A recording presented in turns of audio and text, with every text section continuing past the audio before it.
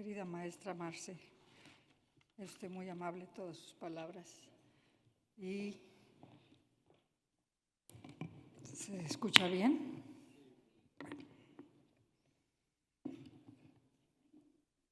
Se dice que más importante que el nacimiento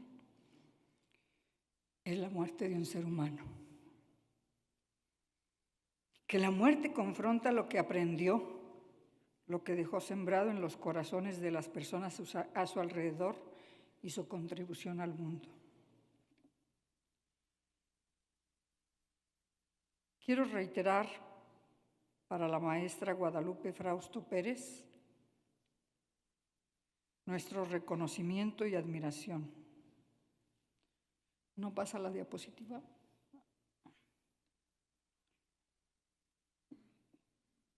Como sabemos, muchas de las actividades las desarrolló en el Instituto Nacional de Salud Pública. La maestra Frausto es un modelo para nuestra especialidad por su historia, su compromiso y las funciones que asumió, entre ellas docencia, monitoreo, gestoría y liderazgo. Mi agradecimiento a la Sociedad Mexicana de Salud Pública, en especial a sus dirigentes, por las gestiones y logros de los proyectos y acciones encaminados a mejorar la salud y el bienestar de la población y de los asociados a este organismo, a esta asociación. A quienes participaron en la organización de esta 71 reunión anual de la Sociedad Mexicana de Salud Pública, mis parabienes. Les felicito por ser parte vital de uno más de los eventos exitosos de nuestra sociedad. A quienes pensaron en mí para distinguirme con esta deferencia, muchas gracias. Me gratifica personal y profesionalmente. Es un privilegio estar en la ciudad de León, Guanajuato, la capital mundial del calzado, tierra de María Grieber, una de las compositoras de mis compositoras favoritas, famosa nacional e internacionalmente, y de tantos hombres y mujeres célebres guanajuatenses de los diferentes campos del conocimiento, el arte, el deporte.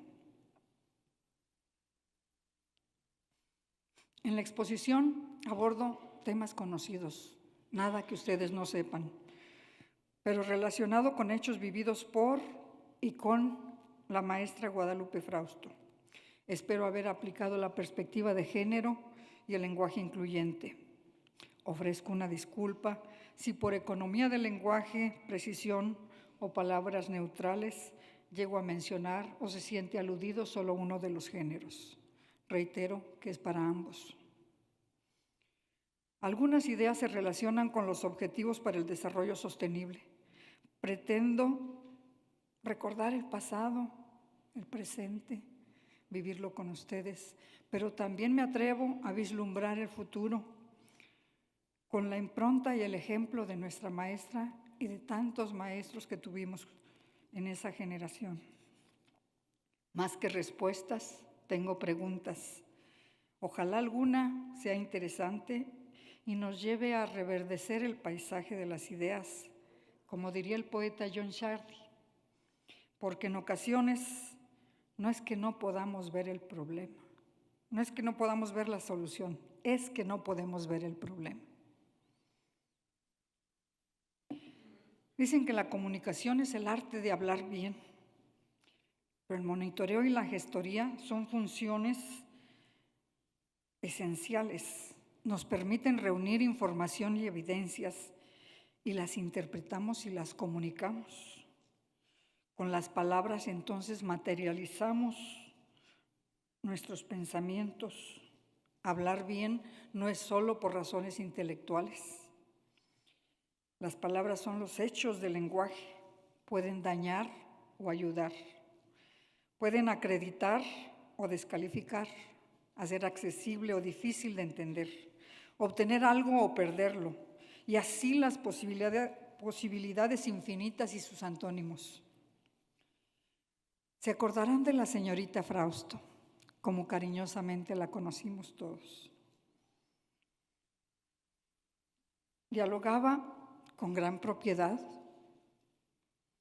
sabía a profundidad de lo que hablaba, tenía una voz potente, mesurada, los argumentos precisos, las palabras apropiadas, el volumen y entonación y el estilo cordial y afable. Gestoría es parte del título, pero me llevó a preguntarme si habría sido la palabra apropiada. Gestoría, gestión, gestionar, y me puse a ver la riqueza léxica, los sinónimos y cómo podía usarse y cuál podía usarse. Me limitaba un poco el entender que advocacy es un anglicismo, pero pues si revisamos el español, usamos muchos anglicismos. Tenemos quash, quaching, moving, texting. Tenemos en la vida diaria los hot cakes, los muffins. Manejamos el mouse, ¿sí? Y ya no nos quejamos, ¿verdad que no? Pero para algunos grupos o para algunas personas, ¿este es para atrás el rojo? Sí. Hablar del lenguaje incluyente nos hace preguntarnos, ¿podemos y debemos usarlo? Y la escritora Ángeles Calero parece que me dio una muy buena respuesta a mi pregunta que ofrecerles a ustedes. Lo que no se nombra no existe. El lenguaje incluyente contribuye a forjar una sociedad que reconozca e integre la diversidad y la igualdad de género. Los derechos humanos no son una moda. Su violación no es un asunto menor en la sociedad.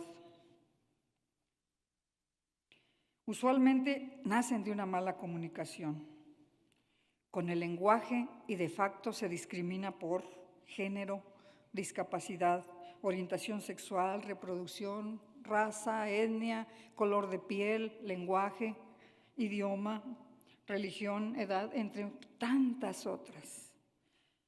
Para ayudar a que el lenguaje sea no sexista e incluyente hay muchas manuales y guías.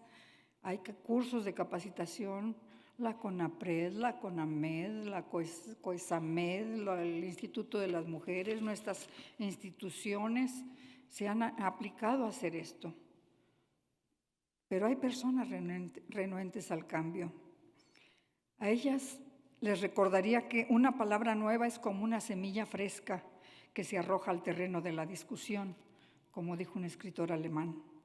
Les pediría mirar al pasado y reconocer que todas las palabras fueron alguna vez un neologismo. Y esto lo dijo Jorge Luis Borges.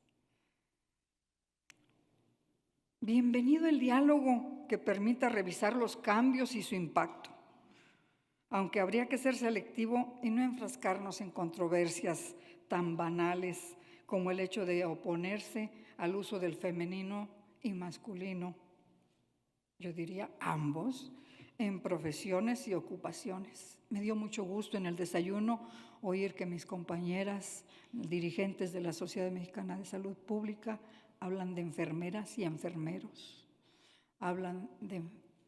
distinguen, nombran precisamente. Pero entre los ejemplos mal sustentados y más difundidos, hay quien afirma que no se dice presidenta, que aunque se refiere a una mujer, que para nombrar a la persona que tiene la capacidad para ejercer la acción que expresa un verbo, al final de su raíz se agrega la palabra ente, independientemente del sexo, aunque suene en verso y sin esfuerzo. Usan como su primer ejemplo presidente y lo ponen en videos tremendos. Yo les ofrecería el verbo servir con el participio activo que ellas y ellos dicen que debe usarse, solamente habría sirviente. Desde 1605 se publicó una línea hermosísima. Aldonza, la moza de esa hostería, es, además de sirvienta, ya lo reconocieron, es de la obra publicada conocida hoy como Don Quijote de la Mancha, de su autor Miguel de Cervantes Saavedra, considerada la obra cumbre del idioma. Concluyo este párrafo citando la frase del poeta, ensayista, narrador, diplomático y pensador mexicano, nuestro regiomontano, pues, universal, Alfonso Reyes. Él dice que si a los cultos estuviera confiado dar el aliento a los idiomas, todavía estaríamos hablando en latín. El español es una lengua viva, en constante evolución, que busca la inserción o la desaparición de palabras. Nuestro idioma no es una isla. Hay otros universos idiomáticos que pueden interactuar con el nuestro y enriquecerlo, pero jamás empobrecerlo. Esto lo dice uno de los académicos de la lengua. Por último, ¿qué tal si les doy de ejemplo una reflexión de palabras que nadie se ha opuesto a usar, aunque ya existían en el español? Les van a gustar. Prurito, comezón, ya existía. Cefalea, dolor de cabeza, ya existía. ¿Sí? Lenguajes técnicos que nadie se atreve a reclamar o a decir que es una moda. La sola existencia de la Real Academia Española nos muestra que el lenguaje es más importante de lo que nos imaginamos. Sin embargo, hasta alguno de sus integrantes de la RAE cuestiona las guías destinadas a evitar el sexismo en el lenguaje. En cambio, no hace nada por modificar palabras o significados de las mismas que perpetúan el sexismo. Siguen las definiciones de zorro, animal, etcétera, etcétera. Y zorra, calificativo, ya saben para quién es. Aventurero, ¡wow! Aventurera, uy. No se ponen a remediar eso y sí se ponen a usar la palabra WhatsApp y hacerla verbo.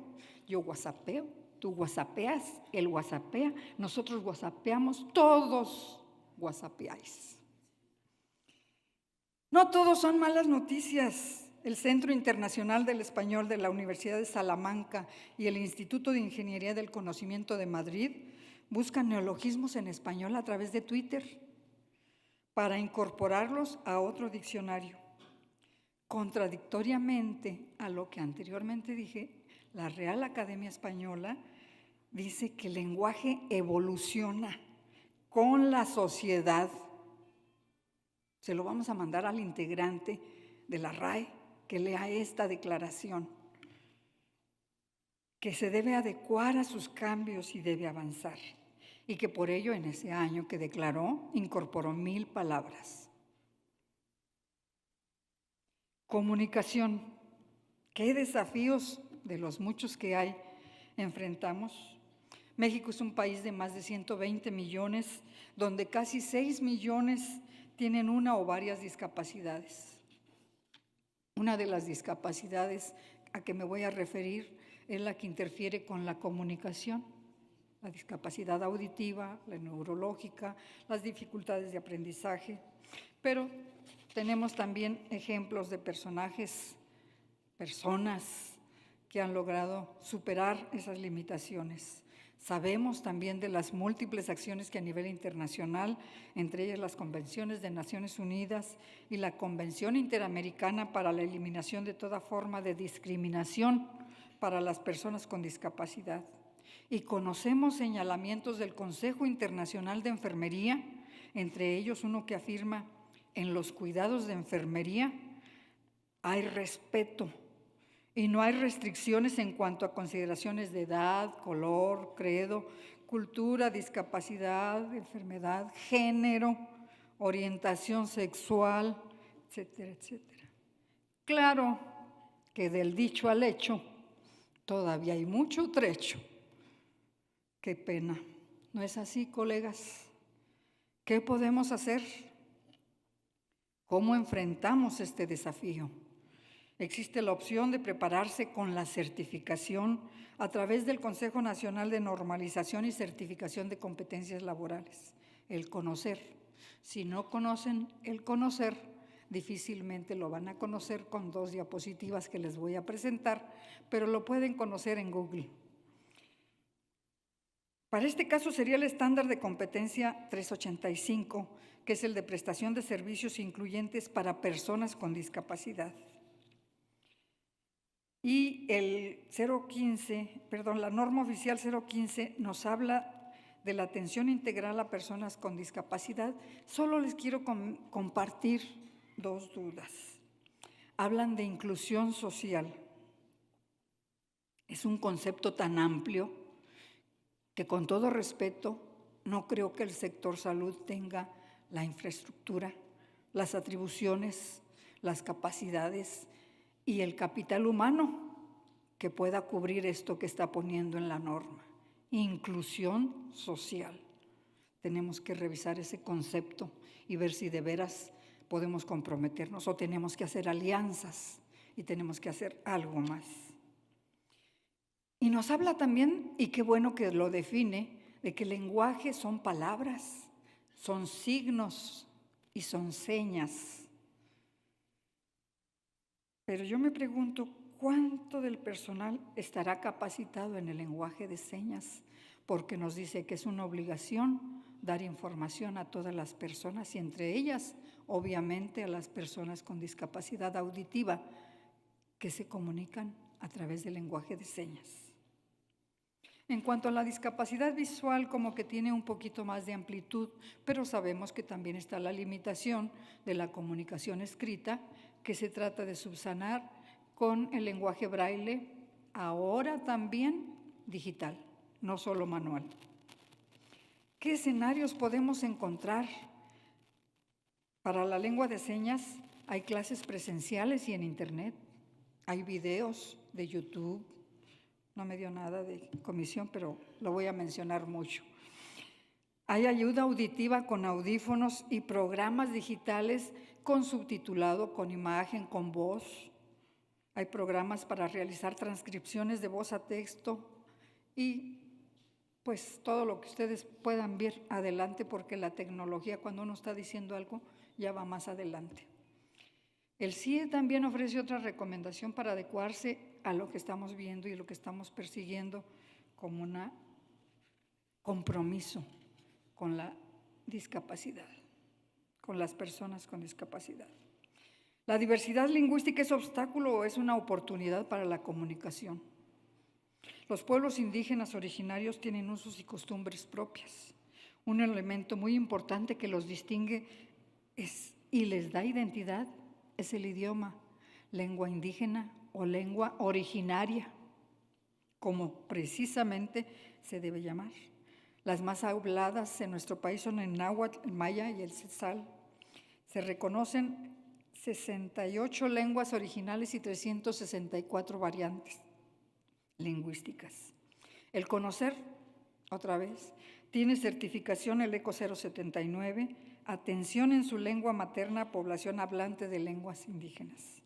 Y el ECO 196, promoción de los programas públicos de salud en la población hablante de lenguas indígenas. El idioma es uno de los elementos de interculturalidad. ¿Se acuerda, maestro, cómo hablábamos de interculturalidad? Con la maestra Frausto compartí algunas veces porque nos tenía gratamente impactados el maestro Pozas Arciniaga, Ricardo Pozas Arciniaga, y su esposa Isabel Orcasitas, ambos antropólogos, escritores, estudiosos de las culturas indígenas mexicanas. Todos ellos los tuvimos como docentes en la salud pública en el tiempo que yo estudié. ¿Cuánto nos faltará para alcanzar ese anhelo de interculturalidad que comentábamos entonces y que seguimos persiguiendo y asumiendo como un compromiso? El CIE también nos ofrece algunos principios para apoyarnos con el personal de enfermería, ¿sí? Pero seguramente en otras disciplinas habrá lo mismo. Existe la Ley de Derechos Lingüísticos de los Pueblos Indígenas que hace explícito en sus artículos la obligación de las instituciones de permitir que las personas se expresen en su lengua. Y entonces tiene la obligación de tener personas bilingües de la lengua que se hable en la región. Yo me pregunto si se está cumpliendo con esto. Me pregunto cuántas personas habrá en cada institución que tengan esa. Sabemos que puede variar desde el 3% en algunos estados hasta el 35% en otros, de población hablante de lengua indígena. Me pregunto también si ese personal bilingüe de lenguas autóctonas originarias estará siendo reconocido jerárquicamente y económicamente como lo que se le pide que sea, bilingüe. Tantas preguntas, no podemos negar que hay avances. No soy tan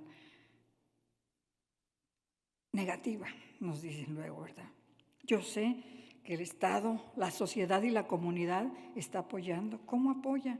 A través de la Comisión Nacional del Desarrollo de los Pueblos Indígenas, la CDI, del Instituto Federal de Telecomunicaciones y de la creación de 21 radiodifusoras de lengua indígena, con los cuales se están coordinando y se están haciendo alianzas con radiodifusoras privadas, comunitarias. Una de ellas, me da orgullo mencionarlo, Radio Claret América, de la cual soy titular del programa Mujeres de Hoy, que estamos iniciando modestos esfuerzos por coordinarnos con algunas de con la XNTA, La Voz de las Huastecas, para hablar en náhuatl, con otras de Oaxaca, porque ya va a salir también una aplicación, y saber de que un ingeniero juchiteco desarrolló y saber el zapoteco. Entonces, a través de los programas de la tecnología, usarla para lo que nos está haciendo falta. En fin, tenemos que reconocer que el 85% de los hogares tienen radio, más los radios que traemos en el celular, ¿sí? Que a veces los estamos oyendo en lugar de oír la conferencia. Serán más interesantes y más divertidos seguramente. Pero de la ley me quedan algunas preguntas. ¿Qué avances tendremos? ¿Qué podemos hacer? Yo creo que mucho, compañeras y compañeros, colegas todos. Hay avances a través de publicaciones y en versión digital. Nos dijo hace un momento el doctor que nos dio el tema durante el desayuno, todo el potencial, si no lo conocíamos, que tiene el Internet. Y esto también lo podemos aprovechar para subsanar los pendientes. También hay revistas en lenguas originarias, también hay periódicos bilingües. Cuando fui a Paraguay me encantó que un periódico que estaba precisamente en 2 idiomas, le dije, ¿y usted habla, qué es el que se habla en Paraguay? Guaraní, muy bien. Usted habla guaraní, tan bonita canción que está por ahí que menciona el guaraní, ¿verdad? Sí. Y me dice un doctor, claro, pues si aquí hablan guaraní, yo hablo guaraní, yo soy paraguayo. Ojalá lleguemos a tener ese orgullo por nuestras raíces, por nuestra riqueza, por nuestras lenguas precisamente. Las herramientas, las TICs, van a ser de mucha utilidad para rescatar conocimientos milenarios. Vienen de otros países a estudiar nuestros conocimientos, nuestros museos, nuestras riquezas arquitectónicas, nuestros lenguajes, y publican allá lo que no vemos aquí. Y luego lo estamos leyendo en alemán, en japonés, en inglés, y lo traducimos para enterarnos de nuestro legado. Los testimonios conservan la historia. Hay muchos que dicen, a mí, en mi casa, se hablaba zapoteco, o náhuatl, o tzetzal, etc. Pero mi mamá se fastidió y dijo, ya no se habla más que español en esta casa. No quiero que me los discriminen en la escuela y tienen que aprender bien el español. Hoy soy ingeniera y estoy estudiando zapoteco. Hoy soy médica y estoy estudiando náhuatl y estoy rescatando mis raíces. Los invito a sumarnos a este tipo de testimonios que vienen realmente del corazón, de un compromiso y de un reconocimiento de toda esta riqueza.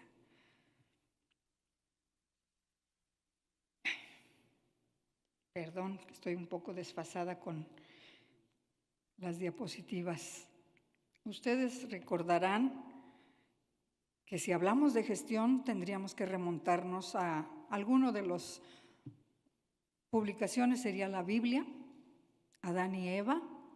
Por ahí, con una leve introducción, la víbora le dijo a Eva de qué manera podía hacer una gestión y lograr que Adán se comiera la manzana, y se la comió, con tan desastrosos resultados que los corrieron, con tan exitosos resultados que estamos aquí. Pero de ahí en adelante la gestión, pues, se siguió dando, y no me alcanzaría el tiempo, solo puse algunas caras, algunas imágenes para reconocer que mujeres y hombres nacidos en este país y en otros en enfermería se han dedicado a la gestión, sea cual sea el sinónimo de esta palabra.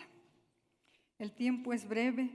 Recordemos a la maestra Frausto, quien además de su preparación accedió a una constante actualización en el campo de enfermería y en otras áreas sociales.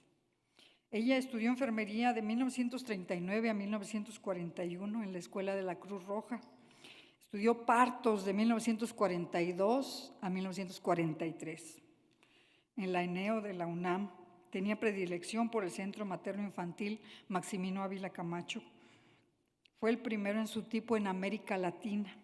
Desafortunadamente se cerró en el 83, pero la maestra lo aprovechó bastante y lo comentó y lo presumió bastante. Desarrolla, entre otras cosas, el curso de técnicas en enfermería, que proyectó hacerlo para un año escolar, reconociendo que es una categoría muy necesaria para todos los países. Llevó a cabo como campo experimental para las propuestas y estrategias de enfermería en las áreas materno-infantil y planificación familiar, que preparó con OPS, la Secretaría de Salud y un grupo de trabajo. En 1975 llevó a cabo el programa de capacitación a parteras tradicionales, no empíricas, en las 32 entidades federativas, con apoyo del entonces Instituto Mexicano de Protección a la Infancia, de la Confederación Nacional Campesina, de la Secretaría de Salud y de los Servicios Coordinados de Salud Pública en los estados. En pleno siglo XX y ahora en el XXI todavía las mujeres no van a los servicios de salud por las mismas razones que antes. Casualmente, un año después, en 1976, los doctores Arias Huerta y Alan Keller, de la Secretaría de Salud y OPS, respectivamente, publican en la revista Salud Pública de México la partera empírica. Ahí les falló un poquito nada más el término, pero creo que retomaron el trabajo que la maestra contribuyó. Colaboradora potencial del Programa Nacional de Salud Materno-Infantil y Planificación Familiar. Una frase de este artículo me impactó. Decía que tenían que buscar modelos que se pudieran aplicar a las más de 90,000 localidades de menos de 2,500 habitantes. En el censo del año 2000 tenemos más del doble. Más del doble de localidades de menos de 2,500 habitantes. Por eso quiero hablar de partería profesional muy brevemente, porque seguramente a la señorita Frauste le daría gusto saber que después de que décadas se dejó de lado esta especialidad que era entonces, la partería sigue ahora rescatando terreno y se creó la Asociación Mexicana de Partería, se consiguieron actores estratégicos que están apoyando, como el Senado de la República, varias legislaturas de los congresos de los estados, la Comisión Nacional de Derechos Humanos, etcétera, etcétera, ahí lo ven. Se busca elevar la calidad de atención y la morbimortalidad y disminuir la morbimortalidad materna, incrementar la formación de parteras profesionales, lograr la participación de la pareja durante el proceso, actualizar el marco legal y normativo sin criminalizar a los profesionales de salud, entre otras muchas cosas. Si hablamos de empoderamiento de enfermería, tenemos que decir internacional. ¿3 minutos? 10. Perfecto, todavía. No me voy tan rápido entonces, ya parezco taravilla, ¿verdad? Bueno, en 2015 nos decían que había en el sector salud 300,000 profesionales y auxiliares de enfermería en sector público, pero con bajos salarios, menos, un poquito más altos salarios los profesionales o las profesionales, un poquito más mandos medios, un poquito más mandos altos. Pero sí tenemos que reconocer que el 87% de este capital humano somos mujeres. Y que como mujeres sabemos que de 6 a 7 de cada 10 somos víctimas de violencia de género. Pero para eso la Secretaría de Salud ya tiene la norma 046. Pero los mismos profesionales hacen esa seña que dice usted. Andamos muy atrasados, tenemos miedo, no tenemos preparación. Ojo, les voy a hacer una propuesta. Casi 4 a 5 de cada 10 mujeres son jefas de familia y 7 de cada 10 mujeres son además cuidadoras de personas de la tercera edad, de niños, de personas con discapacidad en el hogar. Ya no tenemos doble jornada, tenemos triple jornada. El desempleo bajó. Tenemos el presidente del empleo, del 5 al 4%. Pero los salarios son bajos, pero tenemos que reconocer que se necesita mayor preparación para tener mayores ingresos. Y es un compromiso apoyarlos. El proceso de certificación va lento. Tal vez se ha tomado como un empoderamiento corporativo o como un control, y lo que se pretendiera en un empoderamiento personal y un control personal del desarrollo. Parece ser que se está avanzando en Jalisco, por ejemplo, ya se tiene un plan para en 7 años. En San Luis Potosí ya se tiene la modificación de un artículo de la Ley de Salud que dice que todo personal de enfermería obligatoriamente deberá estar certificado. Es más, deberá tener certificación vigente. Pero no hay ninguna entidad que certifique auxiliares de enfermería más que conocer. Ojo, porque tenemos 2 asociaciones civiles nacionales que están certificando enfermeras técnicas y licenciadas en enfermería. En fin, entre varias cosas. Si hacemos un comparativo muy resumido en los países del Tratado de Libre Comercio de América del Norte, vemos que en Estados Unidos hay 3 millones de enfermeras, más 2 millones de auxiliares o asistentes, de ellas 75,000 certificadas, que viene siendo el 3%. No estamos tan mal entonces, a lo mejor, pero ellas en 49 especialidades. En Canadá, 139,000 enfermeras, 18,000 certificadas, pero en 21 especialidades. México, entre profesionales y auxiliares, son 230 y 30,000. Pero nos falta sumar quienes trabajan en los clústeres de salud, en el sector privado, en las empresas, a domicilio.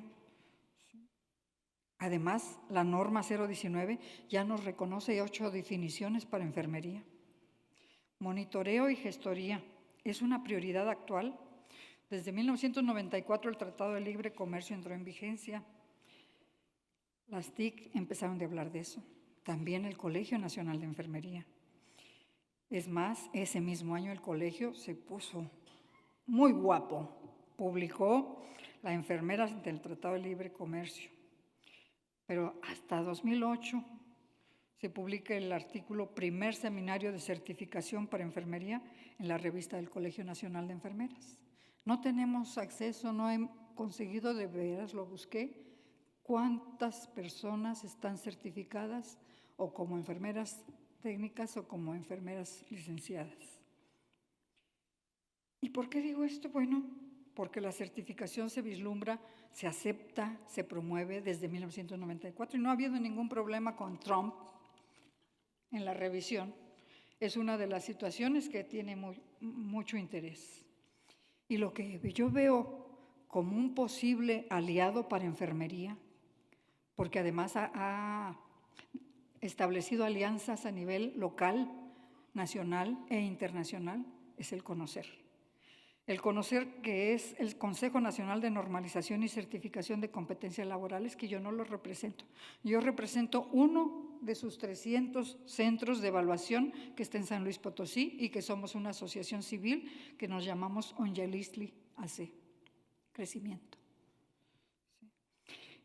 El CONOCER tiene dos vertientes simultáneas, la de normalización, que crea comités de gestión por competencia para desarrollar los estándares, es decir, las categorías, le diríamos nosotros por acá, pero acá se llaman estándares de competencia laboral, que tiene más de 900 publicados en la página de Google con sus normas, reglas, requisitos, procesos. Yo busqué en enfermería en las dos asociaciones, no dice más que manda tu pago y luego ya te... Yo creo y les propongo realmente que busquen a los directivos porque me encanta revisar la página del CONOCER y me encanta ver que ellos también, en el tiempo que tienen, 20 años, llevan más de 1 millón de personas certificadas en más de 900 estándares de competencia laboral. En una evaluación individualizada, cada evaluador evalúa a una persona cognitiva, técnica y actitudinalmente, porque ahí viene en el estándar de competencia laboral descrito lo que se pide y con lo que queda certificado o no. El CONOCER informa con transparencia y oportunidad en todas las redes sociales. Su modelo de capacitación con la certificación en cascada le permite ser inclusivo. Podemos ser todas las personas que tengamos la capacidad, ser certificadores independientes o adscritos a un centro de evaluación. Cuentan con infraestructura, lo que asegura su desarrollo, capacidad y cobertura. Hay alianzas locales, nacionales, internacionales y creo que está diseñado para apoyar el empoderamiento social del país. Carpe diem, decía Walt Whitman, carpe diem. Aprovecha el día, no confíes en el mañana. Tenemos varios estándares de competencia que ya mejor los buscan ustedes porque ya se me acabó el tiempo y quisiera ver la siguiente diapositiva para decirles, ya empezamos con la teleeducación. Realmente, desde que la maestra Guadalupe Frausto había participado en varios cursos, seminarios y talleres organizados por OPS, se hablaba de la teleeducación. Sin embargo, entró precisamente en el Programa Nacional de Educación, hasta en el Programa Nacional de Educación 1995-2000. Ella falleció en 1991. Algunas de nosotras tenemos precisamente, ya no me queda, perfecto. Algunos de nosotros tenemos el compromiso y la posibilidad y hemos accedido a la teleeducación como alumnas, como maestras, como docentes, como organizadoras, como investigadoras. Compartamos lo que tenemos, los límites que hemos encontrado, las experiencias, las buenas prácticas. Y quiero recordar las palabras del maestro Pedro Daniel Martínez, porque él publicó esta frase que me encanta: humanismo, tecnología y salud era el tema. Y ahí afirmaba que toda nueva tecnología modifica en mayor o menor grado las circunstancias de la vida social. Miren, ya nos decía hace rato el doctor, todos tenemos el celular en mano y si se nos lo quitan nos volvemos loquitos, ¿verdad? Exige que el ser humano cambie su estilo de vida y su tolerancia también. Adquiera nuevas capacidades o modifique las que posee. Y ya por ahí hasta nos hicieron una pirámide de Maslow para ver si conocemos el Face, el Dragon Ball, el Skype, todas las herramientas de las TICs que nos puede apoyar. Es que la frase de Aristóteles cada día es más vigente. Enseñar no es una función vital porque no tiene el fin en sí misma. La función vital es aprender. Mis condolencias para todas y todos que perdieron vidas, salud, recursos durante los pasados sismos de México. Las tragedias fueron y seguirán siendo todavía muy difíciles de superar, pero todos y todas estamos dispuestos a seguir colaborando. ¿A poco no, colegas? Al mismo tiempo quiero recordar que una de las acciones realizadas por la maestra Guadalupe Frausto Pérez fue apoyar en el entonces Distrito Federal como investigadora en 1985 con estudiantes del curso de Enfermería en Salud Pública en la etapa crítica del sismo que sufrió la hoy Ciudad de México, en aquel entonces que perdieron más de 10,000 vidas humanas. Este trabajo fue publicado por la OPS, la OMS, Crónicas del Desastre número 3, Terremoto en México, septiembre 19 y 20 de 1985. Es difícil localizar todas sus publicaciones, pero no su imagen ni su recuerdo. En especial para quienes tuvimos el privilegio de conocerla y de recordar el positivo impacto que tuvo en nuestras vidas, ella y todos ellos. Muchísimas gracias a todas y todos.